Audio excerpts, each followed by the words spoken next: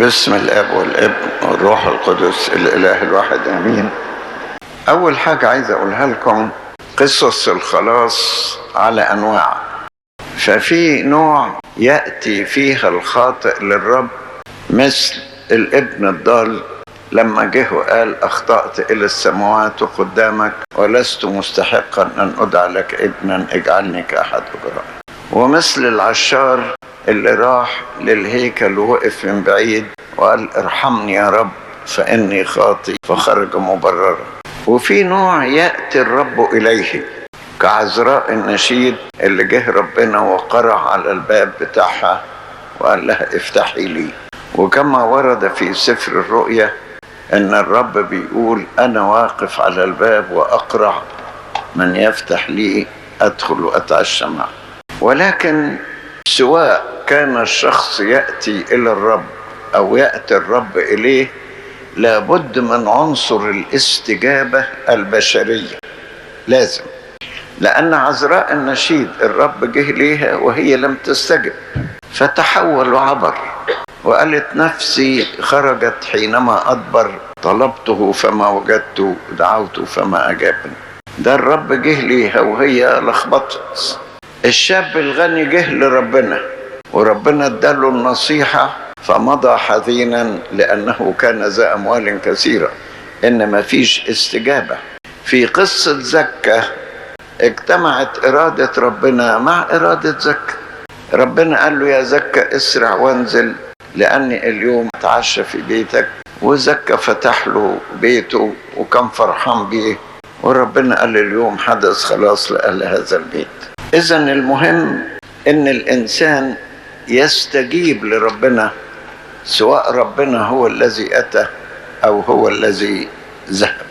الله يريد أن الجميع يخلصون، لكن المهم أن تتحقق رغبة الناس مع رغبة الله، إرادة الناس مع إرادة الله. قيل عن ربنا أنه جاء يطلب ويخلص ما قتلك، لكن المهم أن هذا الذي جاء الرب يخلصه يقبل الخلاص ويوافق عليه وتتفق إرادته مع إرادة ربنا. بنقول في الصلاة في كل يوم الداعي الكل إلى الخلاص من أجل الموعد بخيرات المنتظر. بيدعو الكل، لكن أيضا قيل إن كثيرون يدعون وقليلون ينتخبون. قصة الخلاص سعت إلى سادوم فأصهار لوط لم يتجاوبوا، وقيل إنه كان كمازح في وسط أصهار، وبقيت الحكاية في أسرته فقط، هو وزوجته وابنتاه. وحتى في السكة وهم في أيدي الملائكة المرأة لم تستجب وصارت كعمود ملح، وخرج لوط لوحده هو وابنته. يبقى قصة الخلاص سعت إلى المدينة كلها، لكن الذي استجاب واتحدت إرادته مع إرادة الله كان عدد قليل فقط. نيجي لموضوع المرأة السامرية ونشوف أولا طول أناة الله وصبره.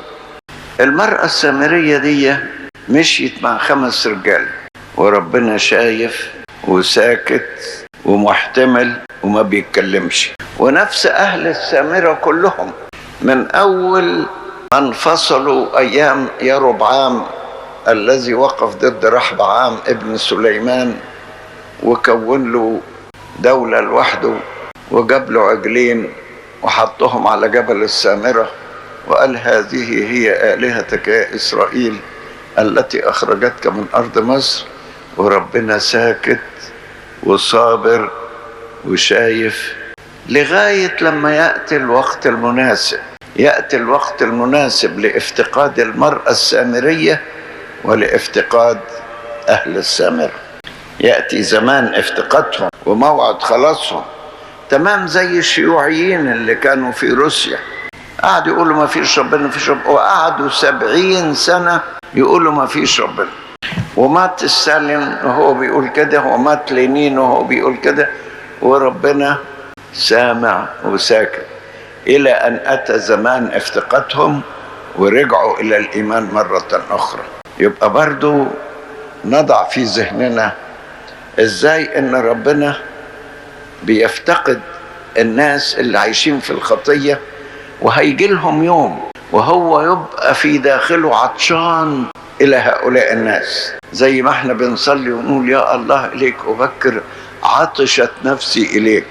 كمان ربنا بيكون عطشان لهؤلاء الناس، ولذلك قال للمرأة السامرية اعطيني لأشرب. هؤلاء الناس اللي بيفتقدهم ربنا بتكون مقابلة ربنا ليهم هي نقطة تحول في حياتهم، يعني تتحول حياة الشخص من طريق لطريق. كانت هذه اللقاءات نقطة تحول بالنسبة للمرأة السامرية وبالنسبة لأهل السامرة، نقطة تحول بالنسبة لمريم المجدلية، نقطة تحول بالنسبة لزكا. وربنا لما بيفتقد مش بس بيفتقد الكبار زي بطرس ويعقوب ويوحنا، إنما بيفتقد أيضا الخطاة، بيفتقد العشارين، وبيفتقد نيقوديموس اللي كان خواف، بيفتقد شاول اللي كان مضطهد للكنيسة. برضو شاول ده لم يسعى إلى المسيح، إنما المسيح هو الذي سعى إليه، لكنه استجاب. أول ما قال له لماذا تضطهدني؟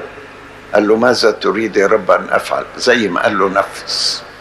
العجيب في التاريخ وفي الكتاب المقدس في شخصيات قوية ومؤثرة إذا انجذبت إلى المسيحية وإلى الطريق الروحي تكون مكسب كبير وسبب بركة، زي شاول الطرسوسي، شخصية قوية ومؤثرة، أول ما اجتذب للإيمان بقى بركة ومكسب كبير للكنيسة.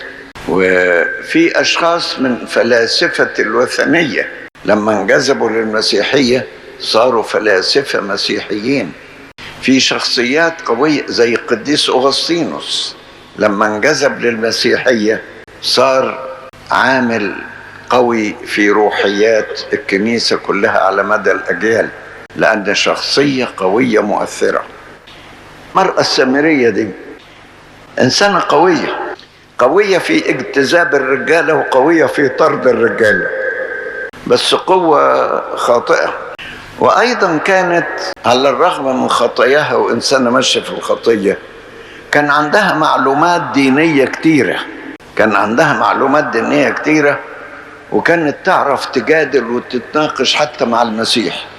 أول ما قال لها أعطيني الأشرب قالت له أنت يهودي وأنا امرأة سامرية، واليهود لا يعاملون السامريين، إزاي بتكلمني؟ يعني بنت مش خاطئة وتمشي جنب الحيطة ومكسوفة من نفسها، لا ده عينها مفتحة وتقدر تجادل وتقول المسيح نفسه أنت يعني بتكلمني إزاي؟ أنت مش عارف أنا مين؟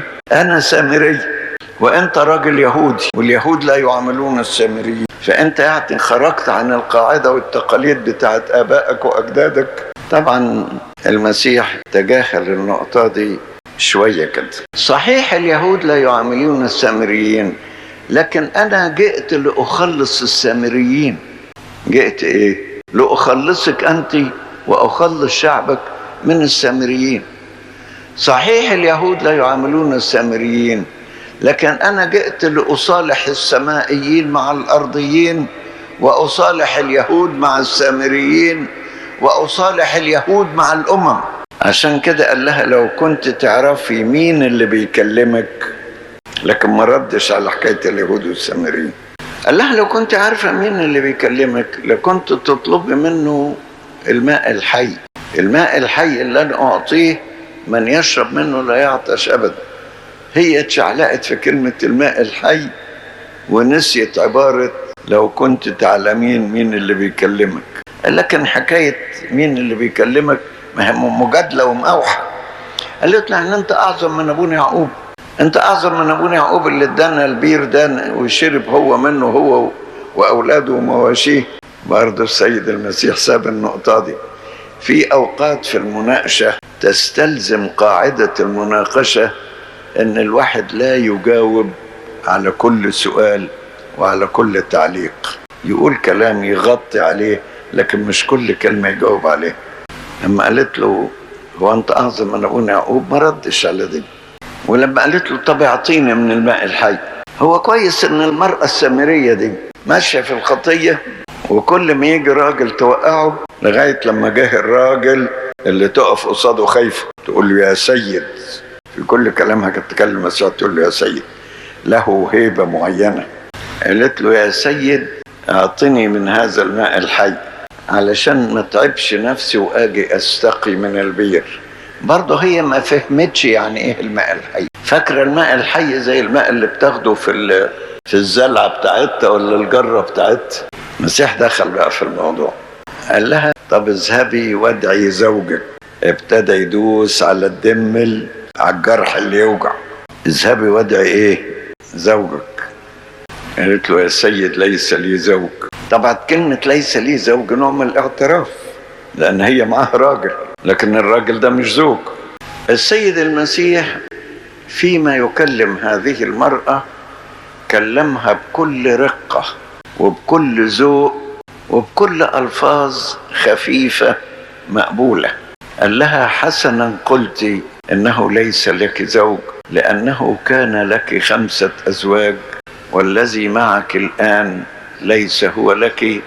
هذا قلت بالصدق. صدقوني هي ما قالتش حاجة. ويوحنا الإنجيلي لما قال القصة دي في الإصحاح 4 ما قالش إنها قالت أي حاجة، غالبا كانت مكسوفة.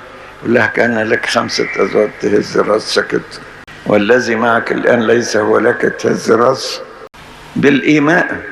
لكن المسيح قال لها حسنا قلت. حسنا إيه قلت؟ هذا قلت بالصدق.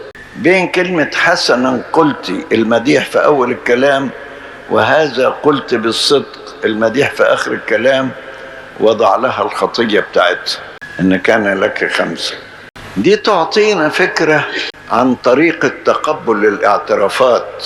في كهنة لما يجوا ياخدوا اعتراف واحد يعصروه عصر، لما يخرج يقول يا رب نجني من هذه الساعة، عايزه لازم يقول كل حاجة ودلوقتي، وأسئلة ورا أسئلة وأسئلة ورا أسئلة.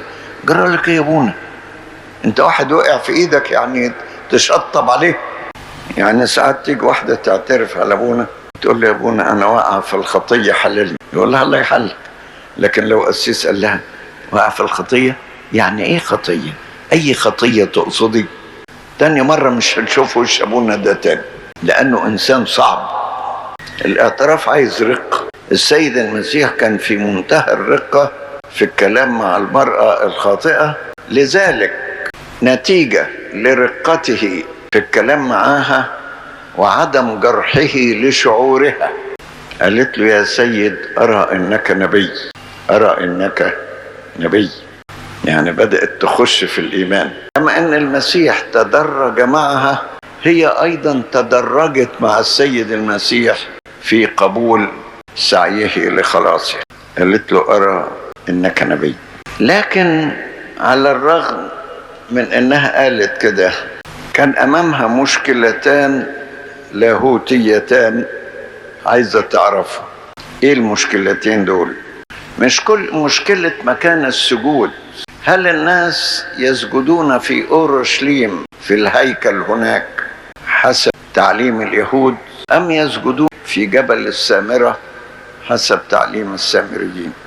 السيد المسيح لم يدقق على كلمة جبل أورشليم ولا جبل السامرة، إنما قال لها الله روح والساجدون له ينبغي بالروح والحق إنهم يسجدوا. فتكلم إيجابيا دون أن يدخل في نقاش معها في هذا الموضوع. وده برضو يدينا فكرة إن احنا نتعلم الردود الإيجابية في المناقشة دون أن ندخل في صراع سلبي في بعض النقاط. النقطة الثانية إنها قالت له نحن نعلم أن المسيح الذي يقال له المسيح سيأتي، وإذا أتى يعلمنا كل شيء. عجيب أوي المرأة الخاطئة دي بتتكلم عن المسيح ومجيئه والسجود في أورشليم ولا في السامرة. المسيح قال لها الذي يكلمك هو، يعني أعلن لها ذاته أنه هو المسيح. المسيح عمل دي مرتين ظاهرتين، وهما الاثنين في إنجيل يوحنا. مرة مع الشخص المولود أعمى اللي شفاه لما رجع قال له أتؤمن بابن الله؟ قال له من هو يا سيد حتى أؤمن به؟ قال له الذي يكلمك هو. يعني أعلن ذاته إن أنا ابن الله. ومع المرأة السامرة أعلن ذاته بنفس التعبير، مين المسيح؟ الذي يكلمك هو. لطيف أوي السيد المسيح يعلن ذاته أنه هو المسيح لامرأة خاطئة من هذا النوع. المرأة بعد كده اتغيرت من جوه، كانت معاملة المسيح الطيبة لها وكان إعلانه لخفاياها كل ذلك له تأثير عليها، لدرجة أنها تركت جرتها عند البئر وذهبت إلى المدينة تقول للناس تعالوا انظروا إنسان قال لي كل ما فعلت، لعله هو المسيح. دي تذكرنا بامرأة تانية اللي هي المجدلية، كان عليها 7 شياطين، فلما المسيح أخرج منها الشياطين ودعاها إلى التلمذة على يديه، هي رخرة صارت مبشرة بالقيامة فيما بعد. ممكن إنسانة خاطئة تتحول إلى مبشرة، ده بقوة السيد المسيح يعني. والمسيح ذهب مع أهل السامرة وقضى عندهم يومين. حاجة عجيبة دي، يعني مش بس إن هو يهودي بيكلم سامريين، ده قعد عندهم، بات عندهم وأكل عندهم وقضى عندهم يومين، وآمنوا إنه هو المسيح مخلص العالم، وقالوا إن احنا نؤمن إنك أنت المسيح مخلص العالم. السيد المسيح كان ماشي في طريق الخلاص يرشد الناس. قصته مع المرأة السامرية تعطينا فكرة عن عدم احتقار الساقطين والضالين، عدم احتقارهم. زي ما قال بولس الرسول ان احنا ناخد بالنا من هؤلاء الناس، وما يتكبرش الانسان على انسان ساقط او انسان ضال. ان استطاع ان يقود الى الخلاص كان بها، ان لم يستطع يصلي من اجله لكن لا يحتقر في داخله. ربما وقت افتقاده سيأتي بعد حين كما حدث مع السامرية والسامريين، جايز وقت افتقاده يأتي بعد حين كما قيل عن السامرية والسامريين. أيضا نتعلم من قصة السامرية رقة الأسلوب في التخاطب حتى مع أشر الخطاة، رقة الأسلوب في التخاطب حتى مع أشر الخطاة. وطبعا الآباء الكهنة يأخذون درسا من السامرية في سهولة تلقي الاعترافات. ثم نأخذ درسا عاما لنا جميعا، وهو لكل أمر تحت السماوات وقت، لكل أمر تحت السماوات وقت. لخلاص السامريين وقت، وللقضاء على الشيوعية وقت، ولقبول الأمم وقت، لكل شيء تحت السماوات وقت. ولا نيأس من خلاص أحد.